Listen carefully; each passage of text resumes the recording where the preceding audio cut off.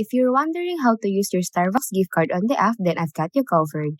Just grab your phone and let me guide you to the steps. Alright, first things first, open the Starbucks app on your device.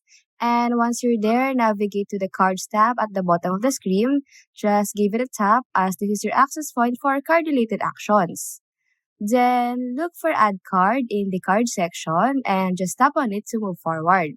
Now go ahead and enter the gift card number. This is the unique set of digits on your Starbucks gift card. So if you're using a physical card, you will also need to input the 8-digit card security code, which is typically found at the back of the card. And for digital cards, you can locate the CSC in the email.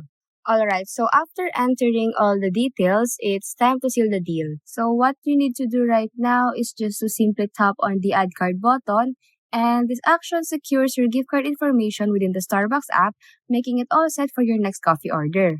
And that's it. Feel free to explore and enjoy the convenience of using your Starbucks gift card seamlessly to the app. Now, if you found this video helpful, don't forget to hit that like button, drop a comment, share this content, and subscribe for more guides and tips.